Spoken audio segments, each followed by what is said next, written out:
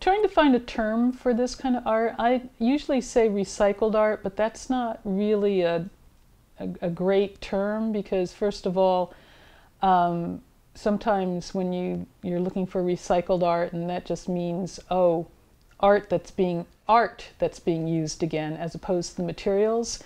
So I used to say, you know, art from recycled materials, but that's kind of a mouthful. And also, I mean, when you say recycled as opposed to reused or repurposed or upcycled, or is it found? Is it? So I don't think there's like a great term right now. Like, you know, it's like some people call it eco art, meaning ecological art or environmental art. Terms like salvaged art and junk art, you know, they have, they don't bother me so much, but they do have a little bit of a negative connotation in other people's mind. You know, I spend a lot of work trying to make this not look like junk anymore. And, you know, no matter what I do, a lot of people still see a pile of junk. And so I think every material has a kind of life to it and an energy. It's kind of like why people like antiques or something. And I feel like in using reused materials, it has a sort of spirit or something to it that's a little more magical than brand new. I really like the challenge of taking something that doesn't seem usable and trying to make something functional with it. Use things again, use things in a different way, and just be creative. The reason I do it is to raise awareness around how much we as a society throw away. If I make a basket with reused materials, it's going to speak more to someone than like a pamphlet that might talk about why you should recycle or why you should do this. I mean, I think that more people are inclined to come and learn from art than are inclined to go and learn from, you know, a website or a book or something like that. Trash is the lowest of low. By turning that ugliness into beauty, by transforming the waste into something that's inspiring and thought-provoking, I want to create a metaphor of what could possibly happen on a really grand scale. The artists are people who often, their most valuable role to us is to remind us of what is commonplace and right there before our eyes, though we don't see it. They show us, as it were, the scratches on our glasses. All day long, you look through your glass, you don't see the scratches because they're too close. But if you pay attention, yep, you can see those scratches. And in a similar way, I think, the recycling environmental artist shows you something that you just don't see until you see it. Some people see artists as those who voice the current trends in society and culture, and others as those who criticize them and elaborate and comment on them. And I think that's a really important role. And there's a very strong ethical obligation there to try and capture the mood of a time and what are the real issues, and then to push people to really think and reflect on what they want to do about it or what they think about it. So Junk to Funk is this trash fashion show that happens annually here in Portland.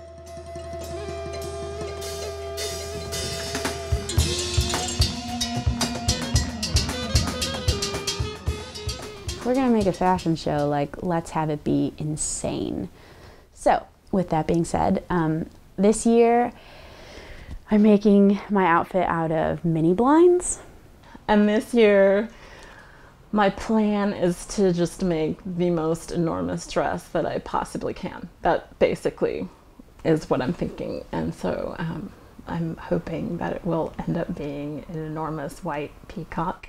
So for now I think it's going to be kind of 80s style. And I'm using these like plastic fruit nets, the ones that your onions come in and that kind of thing. I work at a summer camp up in Washington, and we obviously buy bulk food for the kids. So we have hundreds and hundreds and hundreds of like multicolored plastic fruit nets, which I think are beautiful. Yeah, I want to make a dress out of this, but I don't think it's quite enough to make the dress that I'm envisioning. So what I want to do is use this as the outside, like the part that you'll actually see. And then I have this old screen. So metal, I'm working with metal, plastic, and aluminum. I've never worked with metal before, so it's kind of exciting. I want something that's really low cut and very, very booby. The side panels on these kinds of corsets or lingerie, you can see like, here's a side panel, here's a front panel. And I think I want to do it just to like the high waist, a kind of sort of faux corset thing. So I wrote this note just in case they weren't home, and I explained the whole thing about Junk to Funk and how I was really drawn to their beanbag that they were getting rid of, I thought maybe, and if could I have it, you know, and I thought I would leave that with my phone number in case they weren't home. But they were home, and she was looking at me first, like I was trying to explain this whole thing, and she was like, well, it's been sitting out there for a really long time, like, ooh. And then I said, well, I make clothes out of garbage.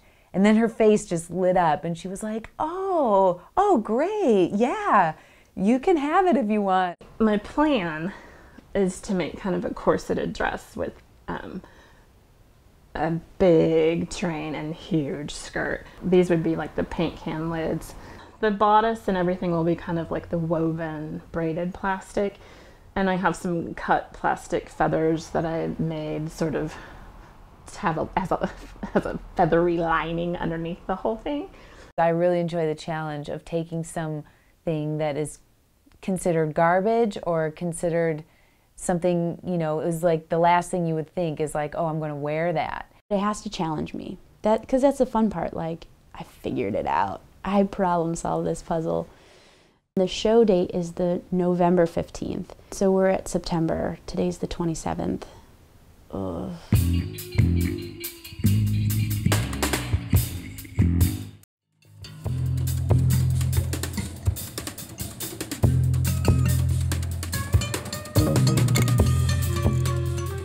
The abundance of used materials, the junk that already exists, it just seems like, why go out and buy new materials? And it's also that feeling of, it's almost like it'd be too easy to make something beautiful out of pristine, beautiful materials, but you know, making art out of junk is like, you know, making a silk purse out of a sow's ear. It's the challenge, and sometimes I guess when I was younger, it was also necessity, just feeling like, you know, you don't have the money to go out and buy the materials, and now it feels like necessity again in a different way, that I don't want to contribute to more junk. I want to use the junk that I have responsibly, and it's also making a statement. When people look at my work, I want them to recognize the materials and say, wow, and start to feel personally connected and say, I have a lot of this stuff too, and I've been throwing it away, or I've been over-consuming, and I never thought about just how much junk we have. I sort my junk according to color, and so that's what goes on here. And then I also have the little things, the little junk sorted by color. You know, you ever get those sock hangers?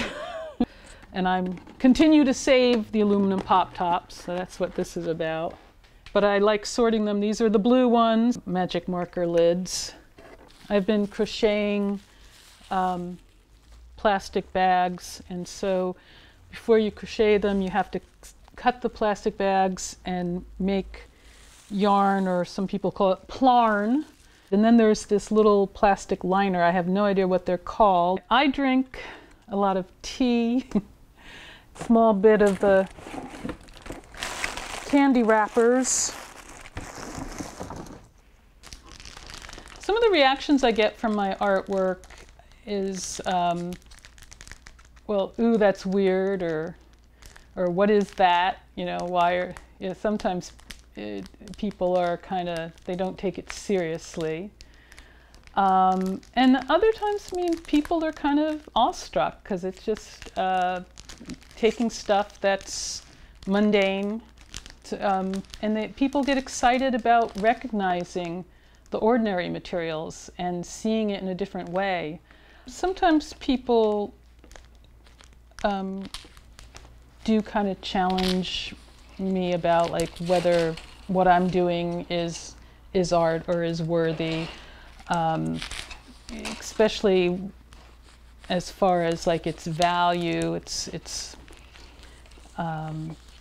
get the feeling that, you know, there's like some people that think, you know, painting is the real art, and what I'm doing is more what you do with school children, and you know, and then you grow up and you do the real art. What's so controversial about recycle art? Why do people get so, you know, animated about it? What's the conflict? But I don't find it has the depth, because I don't think the medium that's being employed is capable of sufficient manipulation and expression to convey the depth.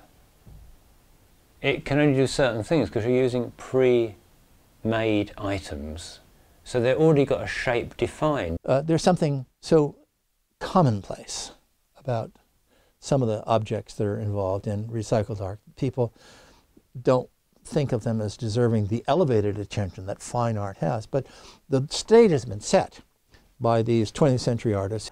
Duchamp takes a urinal, he went to a hardware store and he bought a urinal, he turned it on its side and wrote "R. Mutt" on it, said, look at that, see it as sculpture, see it as a shining white object with a casting light and reflecting it.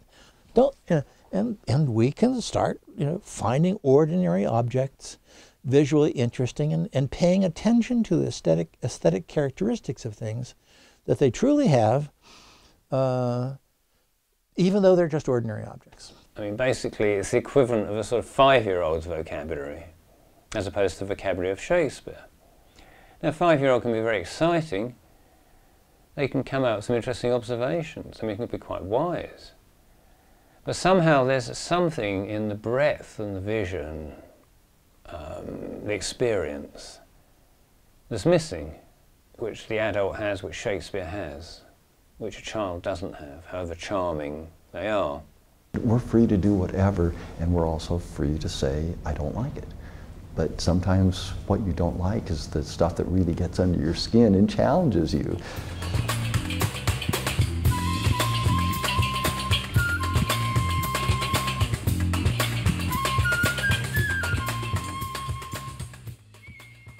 We wanted to work with the community, and we got a hold of people and asked them to donate material that they would be discarding or they didn't have a use for anymore.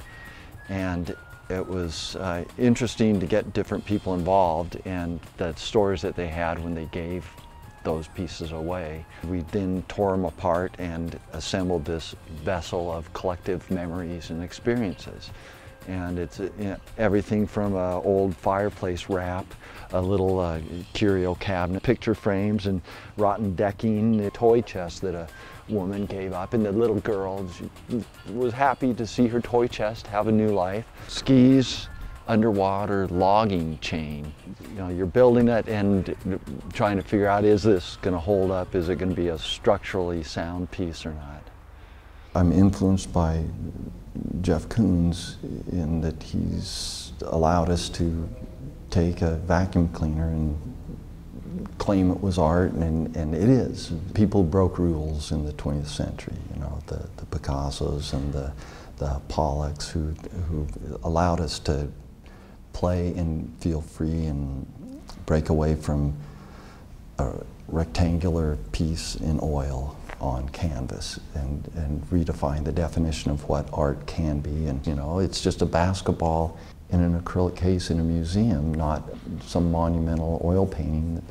But I think of ready-mades as objects that have been manufactured, or they've had a life, and now you're taking that and recontextualizing it or bringing it into a larger assemblage. Sometimes I resist it myself. I think, well, you're just copping out. You're just grabbing stuff that somebody else made and you're applying it. But it's about, what do I want to say? And if I can grab something off the shelf, alter it or apply it or add to it and make the statement and move on, then that's great. It doesn't have to be laborious. It is art. It can be very pretentious and very burdened by its importance, when I like to see it ping people and move on. It's really kind of the democratization of the creative process. You don't have to pay somebody else anymore. You can get materials, you can reclaim materials, you can find ready-mades, you can just play with things in a whimsical manner and call it art. It is.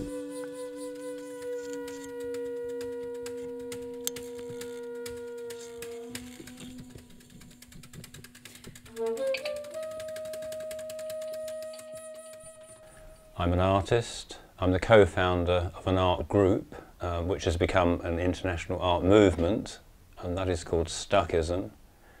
We have a particular approach to art. We're against conceptual art. We're against sharks in formaldehyde in tanks. We're against dirty beds displayed in the Tate Gallery. We are very much in favour of contemporary painting with ideas. We find it invigorating, communicative, expressive, alive, and deep in a way which I find an object on display isn't. We wrote a Stuckism manifesto. Probably the best known bit of that is the line that says, "Artists who don't paint aren't artists." And the reason we pick painting is because it's very expressive, it's very flexible, it's capable of incredible subtlety. The reason we oppose conceptual art is that it's a very crude language. It's not capable of much manipulation in order to communicate. I mean, basically it's the equivalent of a sort of 5-year-old's vocabulary, as opposed to the vocabulary of Shakespeare. Now, a 5-year-old can be very exciting. They can come out with some interesting observations. I mean, it can be quite wise. But somehow there's something in the breadth and the vision, the experience, that's missing, which the adult has, which Shakespeare has, which a child doesn't have, however charming they are. Art is like a vehicle to express yourself. Art is anything that receives a whole lot of energy and love and devotion, regardless of the outcome. That's art. I think art is that way. It's subjective, it's personal. Art is a battle. It's a battle of meaning and definition. Art, importantly, I think, can't be defined because we want to keep the concept open.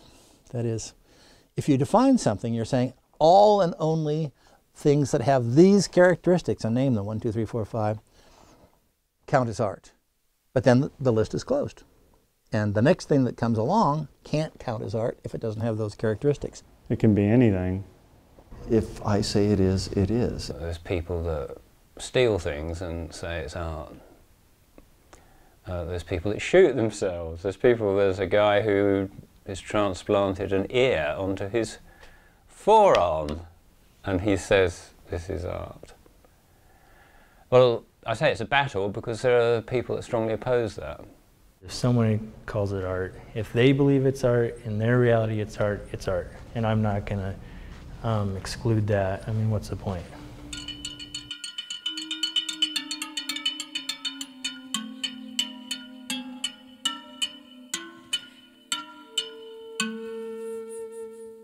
Bright with wisdom, change from the past.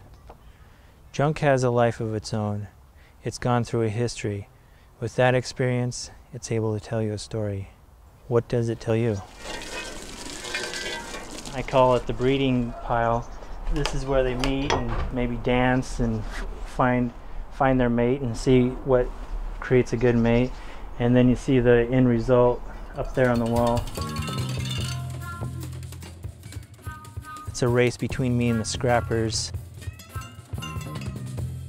Every time there's a war, the scrap price goes up. So, you know, you see beautiful junk piles, maybe 100 years old, they get shipped off. You know, they ship them off to California or something, and they melt it all down and they make bombs or tanks out of it. One of the challenges of sculpting with found objects is you need a lot of material to find the best piece for the right place in the sculpture. I'll have a simple looking sculpture made out of 3 to 5 pieces, but it actually went through maybe 100 different pieces.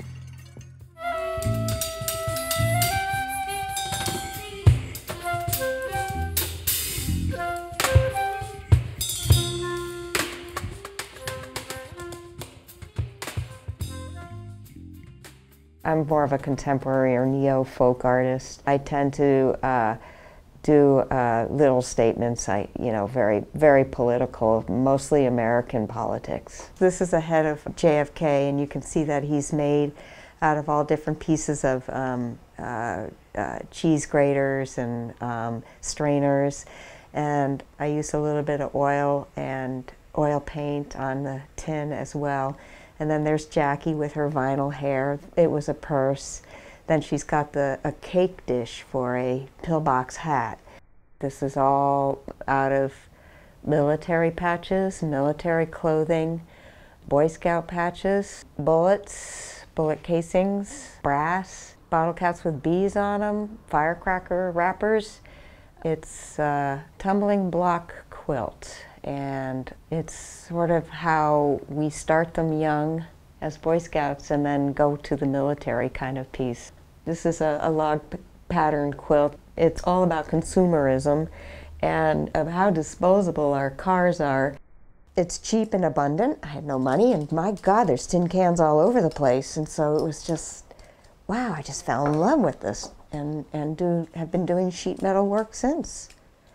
It's funny to go through what I've gone through, formal training in art school and coming out with tin work. My main source of finding goods is through dumpster diving. There's just kind of a little rush to go open the lid and then go crawl around and go, oh my God, look at this. I go dumpster diving for art supplies, and I go for food and clothing. I don't buy anything, or I buy as little as I can. I hope that when someone sees my work, that it reaches out to everybody. If nothing else, I hope that they could take away saying, wow, look how she put that together, or isn't that cool, that's a cut-up license plate, or, if they take that, I'm happy, I'm done for the day.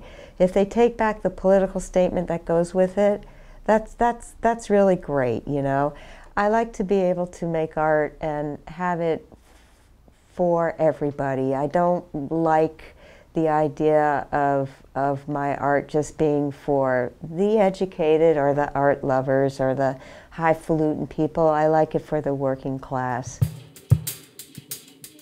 Anybody who cares about art is a part of what Arthur Danta calls the art world. The art world has a voice in deciding what is art. And the only way in which quilts got to be art is, I think, parallel to the way in which, say, the word incredible got to mean credible. In the dictionary, 50 years ago, a word like incredible would be defined as not credible, not to be believed. And now, through the evolution of usage, most people think, oh, that's an incredible offer. It doesn't mean it's an offer not to be believed. It means very much to be believed. It's a good offer. And how did that happen? There are people who care about language who determined that according to the folks who are using language and thinking about it and using it in their work, that word has now achieved the status of acceptance. And I think the same thing is happening in the art world. And the more the galleries and the museums hang this work on their walls and the patrons buy it and put it in their homes, it becomes less of a novelty and more of a mainstream way to create and express yourself. When people see that it's beautiful, it's not just gimmicky and kitschy and, you know, goofy. It's, you know, there's some really gorgeous artworks that are being created. If it has to be in a gallery to be art, it isn't art. Take it out, put it in your bathroom, put it in the skip, put it at the bottom of the garden, take it on holiday with you and put it on the beach. Is it still art? Well, put it in a urinal, you know, put it in a gents' lavatory. Is it still art? That's the yardstick. Lithography used to be used as for newspapers, and then that became an art form. And then silk screening, Andy Warhol made silk screening into an art form, whereas that used to be more of not an art form. And so I think recyclables are just as acceptable as an art form as an oil painting. We can surely integrate into the general art community because we're artists. Please, if you're someone making things from recycled, you know, rubbish or whatever, don't let them tell you you're an artist. Just do what you do, you know. And it's worthwhile in itself. You don't need to be art with a capital A. And I think you'd be kidding yourself if you said it was.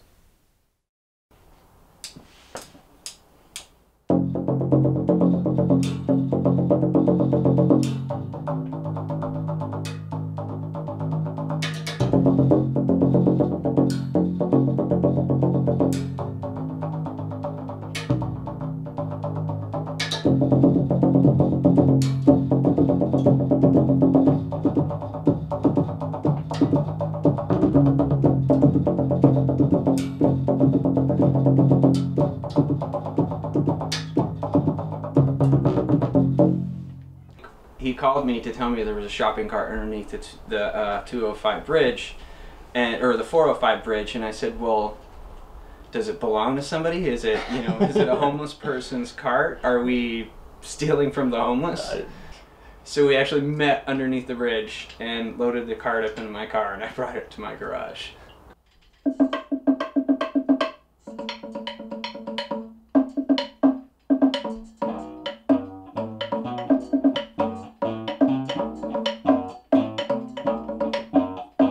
These have been sitting in a friend's backyard for about 6 years.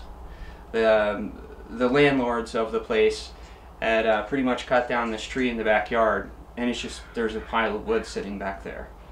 So he was originally one of the members that I was trying to recruit for Junquestra, and I just happened to look out his back window, and I said, hey, what are you doing with all that wood out there? And he said, I don't know, let's make a marimba.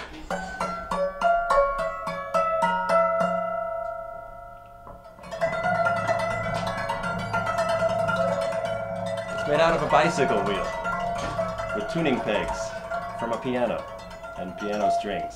If you listen to a lot of electronic music that's synthesized, they try to make these sounds. And why not just go to the source?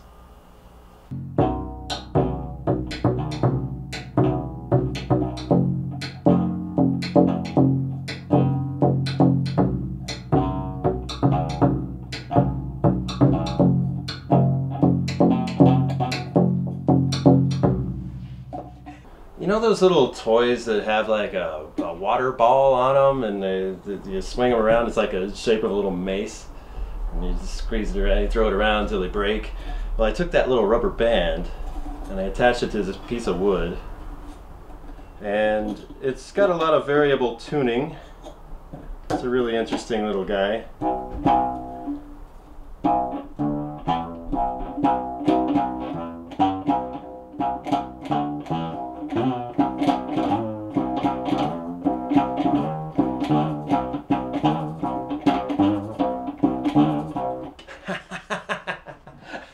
I like it. What do you call this? Rubber band bass? Yeah. It's a rubber band bass.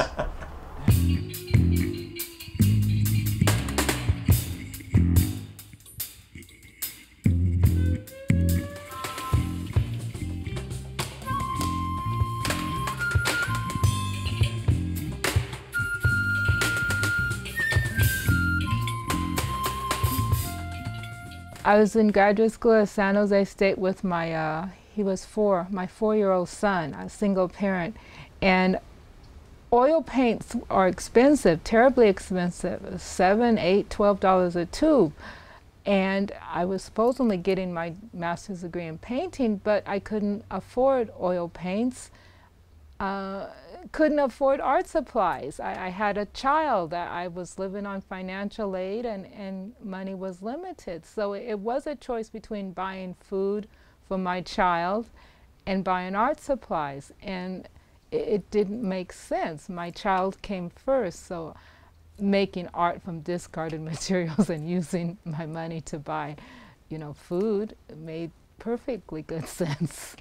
I only want to use recycled materials, and to take it one more step further, I only want to use recycled materials that nobody else wants. Like I said, this is kind of cool stuff, and I could see somebody wanting this, where I can't imagine anyone wanting pull tabs. So this is my preference, to really challenge me and challenge the viewer. I started seeing a similarity between people of African descent being discarded. The institution of slavery was brutal, and we were really important when that was going on. But after it was over with, it was like, well, what do we do with all these Africans? Let's send them back to Africa. The idea of using discarded materials, I see a relationship between discarded people, and you just don't do that. You don't waste resources, you don't waste human beings, you just don't waste. I'm shocked at how many people like my artwork, because I just assume that they're not going to get it. And some people don't get it. One time a woman said to me, why do you have to portray people of African descent out of junk? Aren't we worthy of being portrayed in bronze and gold, or what?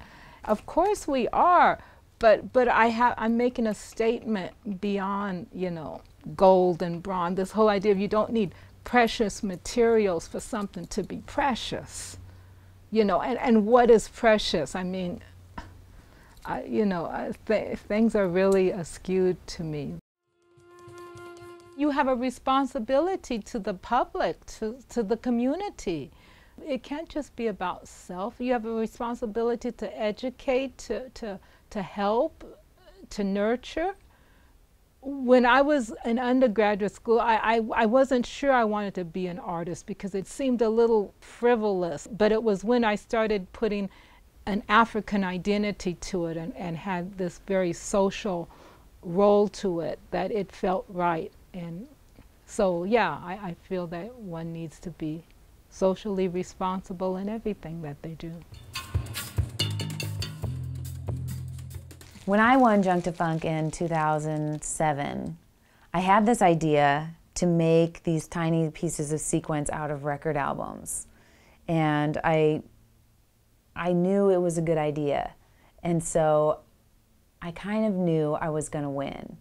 I knew the person who won last year, she just spent this epic amount of time working on the piece that she made, and I felt like that was kind of the formula that I had to follow if I wanted to win. So I experimented with breaking records in different ways, and then I finally settled on making these little circles, and I used a drill press with a hole saw and cut out 700 of these. I probably spent like 200 hours working on this corset. I've worn it to, formal events, and people have no idea that it was like a Junk to Funk, entry.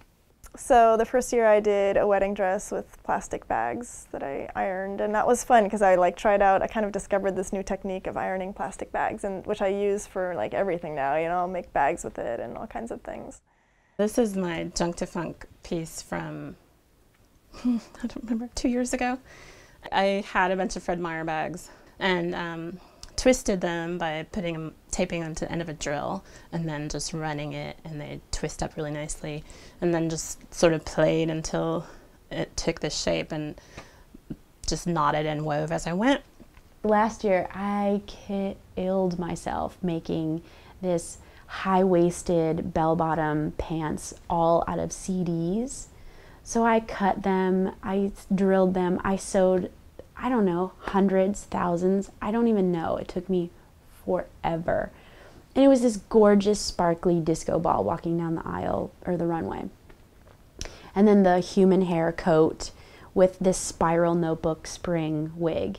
I mean, it was totally insane, delicious, but I don't know, people couldn't get into it, or maybe the order in which I came down the runway, people were just like brain fried, like they couldn't take in any more information. I don't know, I've got theories. She should have won. It was ridiculous. I thought, in my opinion, the person who won just made this jacket out of shoulder pads, and it was cute, but I don't think it was really that interesting, and I don't think it really required that much work, and especially compared to what Jen did, which was amazing. Yeah, she spent a huge amount of time and picked a material that was really difficult to work with and made pants.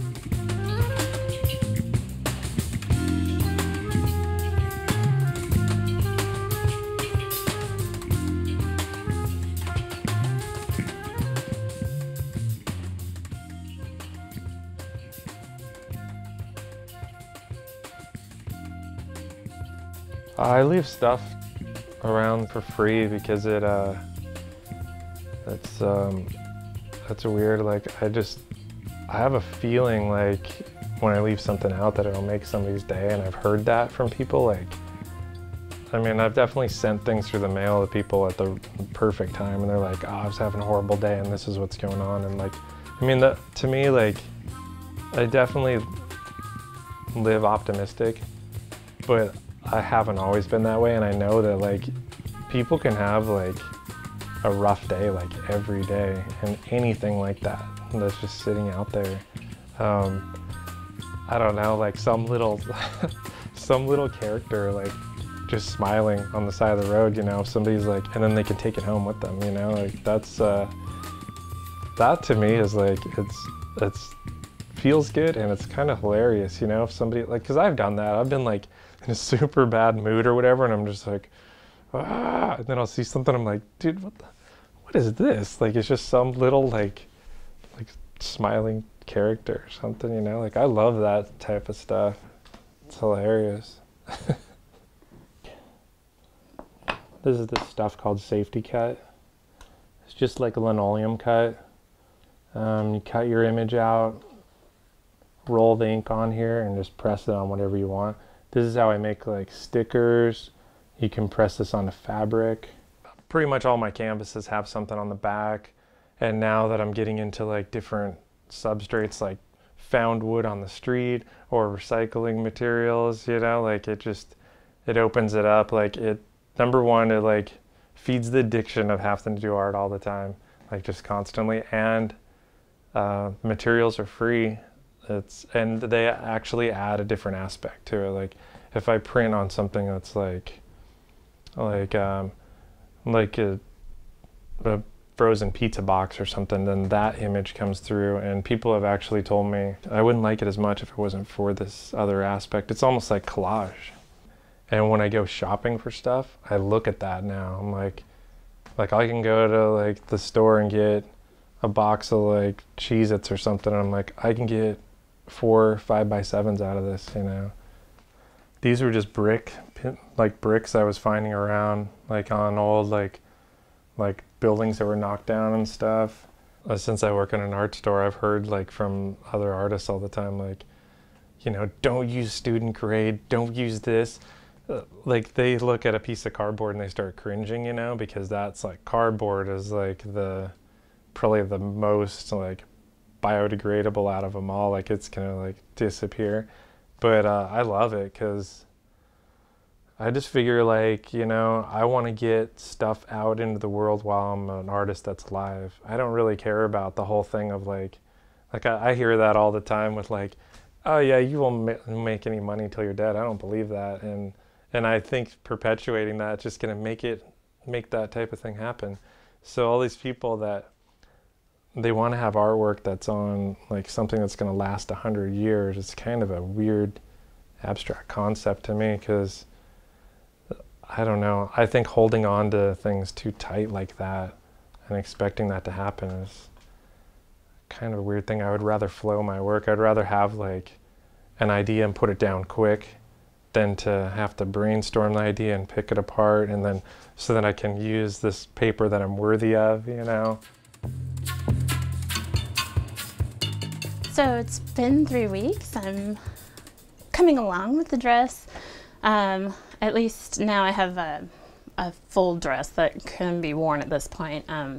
The bodice ended up being Tyvek envelopes, so that's the underlayer, and then over the top of it used visqueen plastic that I've been keeping for, I've had it for 2 years or so now. This is the corset that I wove the blinds. These are just scrap jeans, like with holes in them, to use to pattern, like, so this is the side panel right here that then translated into that I cut and used masking tape to hold it together and then drilled the holes. So this is my current Junk to Funk piece in progress. This is kind of the top and the bottom. We've got like a skirt going here with these plastic fruit nets. These nets are just so cool. I think I'm gonna do some kind of a headpiece with this. And then like these are really neat. You can roll them and make jewelry. So I'm just gonna deck myself out with all kinds of colored nets and see where that goes. So the base of the dress is a screen.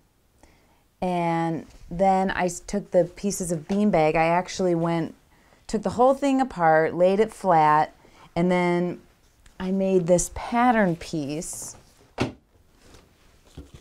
just out of paper, and I found all the pieces that were like this light pink color, and I cut it out because it was all bleached by the sun, so it was all different colors. And then I found as many pieces as I could that were a little darker and the dark purple here. So I can't believe it all worked out so that each layer would be a different color. My friend's a poet, and she'd written a poem for this dress, and then trying to figure out some way to get that in there. And I kind of thought about paper and thought about a lot of different things, but it turned out if I cut down sheets of the visqueen into what would feed through my printer, I could print on it. So I have some printed words in it, and it adds a little detail. I think you have to kind of be right up on it to see it, but it's there. There's also foam, produce wrappers, and the paint can lids. This is a riveter, and like here's the skirt part that you just put the rivet in and squeeze. There's like 150 holes in each panel here, and then to drill the holes and measure them. But that's kind of the fun part, is the repetition. The only thing I can't quite figure out is like this wide bag and how I'm gonna like fit it to my body. So I'm thinking about putting some like maybe bike inner tube to be a little bit of like elastic here for the waist, and the top part will cover it, but I don't really know. This idea, I was gonna make a dress out of this, and then it kind of like fell down off of me and it looked better as a skirt. So I don't know how it's gonna end up because it's already looking much different than I expected it to. So I definitely think I stand a chance to be a winner. I was thinking like, because I've never won, so I always am like, this is my year, this is my year. And I posted it to show people, and they were like, oh my God, this is your year. I was like, what if it really is? Like, what if it really is?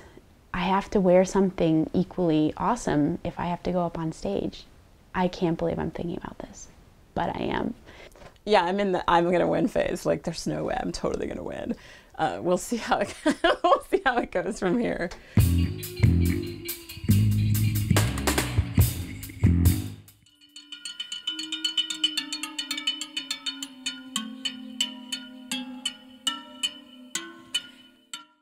This image, this bird, and the tree and the blossoms and the background, the cloudy sky or whatever you see in that is all garbage. I mean, I found these materials under an overpass. And some of it smelled bad. And it was certainly very ugly when I picked it up. And now it's this. And most people would agree with me that this is an appealing image. And it's about that transformation, transforming that ugliness into beauty. The whole series is called Behesht.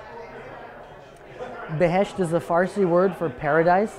It has to do with my belief that we can create a paradise of sorts on earth if we want to. This is called the Garden of Hope.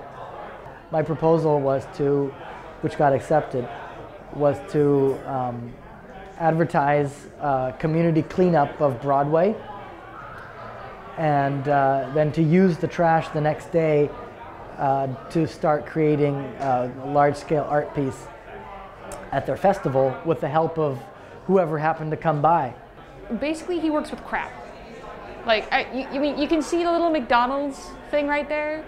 I see Coca-Cola, I think. This is crap. This is not like shiny trash, it's crap. It's kind of salvage punk. It's cobbling together, well, it's cobbling together culture into a totally different culture.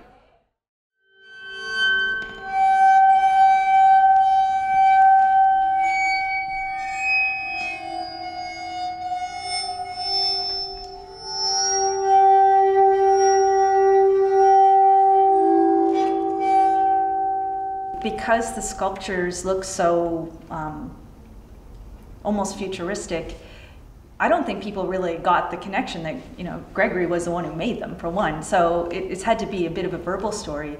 But in terms of, you know, once we got our project together and we had a 90-minute show, we thought, you know, the fact that it's recycling is really a great feature. You know, ScrapArtsMusic, we transformed scrap into art and arts into music.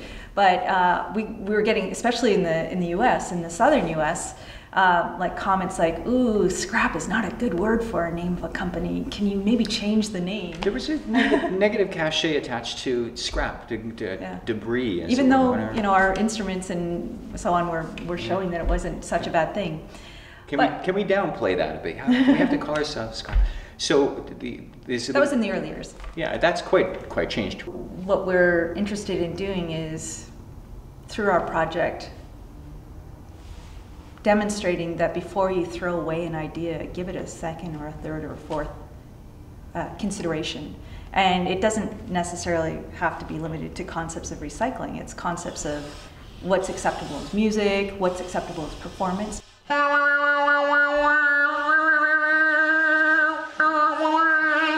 I'm trying to make an entire orchestra of embedded instruments, and it's been, in the last 10 years, I've got 145 or so, maybe 200 instruments, of which I'd say performance-wise, I'm about a quarter of the way into what it is I need. You look around your house and you realize that pretty rapidly every object around you makes a sound. It really is the very first step. I decided to make an instrument out of an aluminum can, just a spinning can, because I thought it kept kicking, you know, wherever you go you find aluminum cans. So what can you do with aluminum cans? So I made a couple of wind instruments out of them.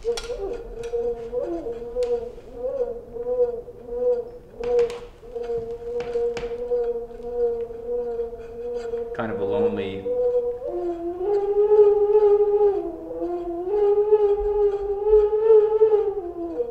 Sometimes I just leave stuff in a pile in a box on a floor, and sometimes I lie down with it, move it around me, and see what it looks like peripherally around me. I take it home and hang with my scrap just to see what it does, what it feels like, what it sounds like. What it sounds like.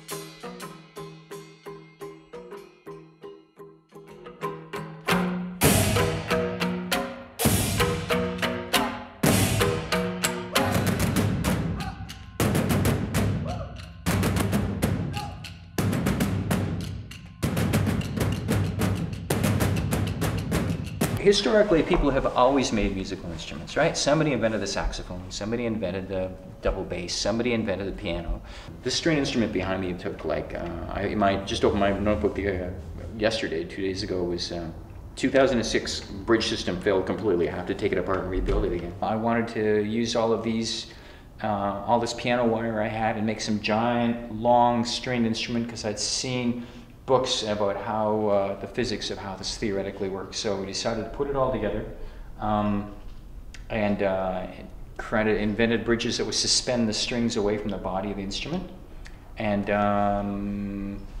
figured out that, interestingly enough, it takes a longitudinal vibration to play this thing. That you can't pluck it or bow it. You have to put rosin on gloves, and then the friction of the hand on the string causes the pitch. And the moment you stop, the note, essentially, the activity of the note stops. You get some resonance.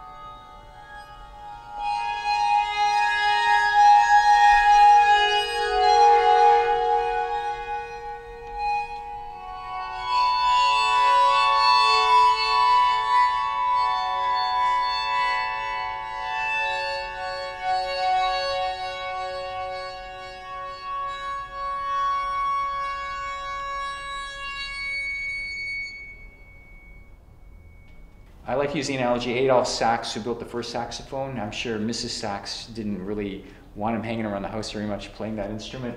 And probably his first concert wasn't that memorable, but all those, John Coltrane eventually showed up and played incredible. So hopefully, in 100 years sometime, there'll be a Coltrane-esque character playing a long string instrument.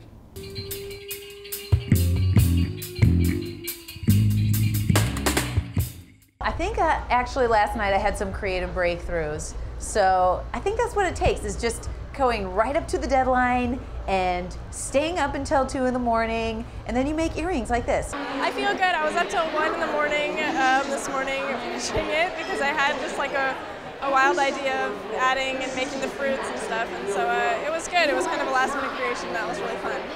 Had a little meltdown this morning.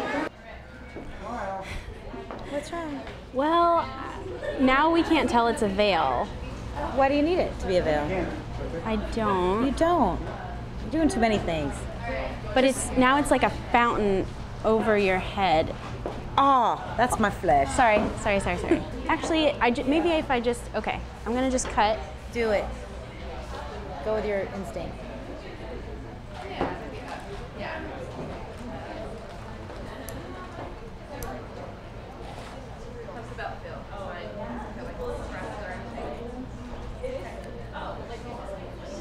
We're still like solving it, so it's a little like, but I feel really good about it. I think from far away, it's just gonna like be amazing. There's a lot of good competition out there. There's some pretty amazing pieces. There's some crazy, beautiful things. Just like overwhelmed. I try to go into it just thinking about having fun, and then it doesn't make me nervous. So I'm more focusing on that, and it would obviously be fun to win. That'd be a highlight. But I'm just gonna go out there and have fun. I think this is my year. I have been saying that for the last month. Yeah.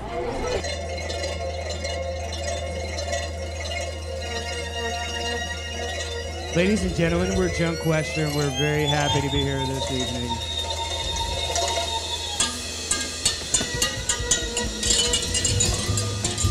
We got Ben Schroeder on a rubber band.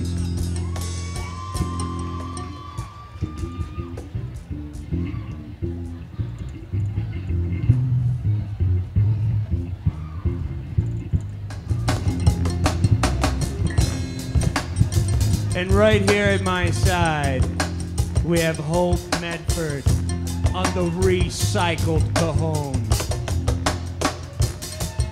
Let's hear it for Hope, folks.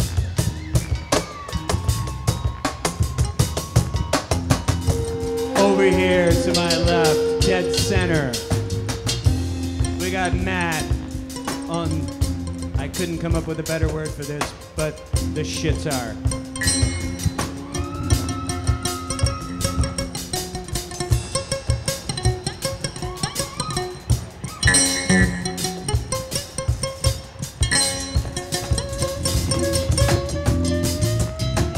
Thank you, Jump to Funk.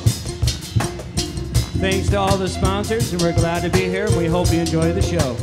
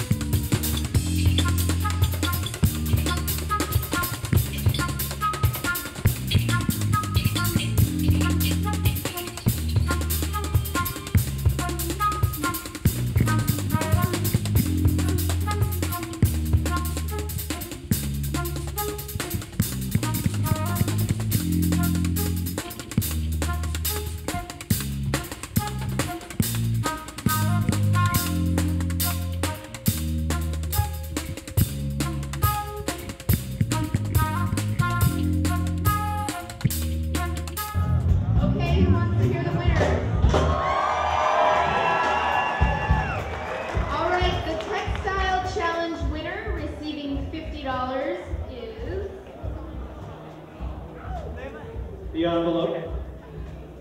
And the winner is... Sun-Kissed, Kristen Olson-Huddle.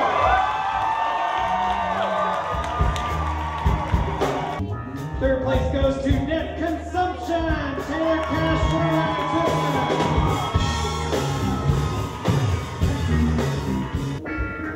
Second place, $250. Plastic Pride by Ruth Lottie.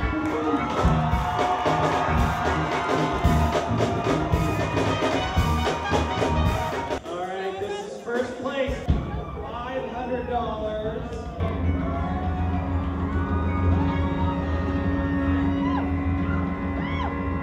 Chastity Blood!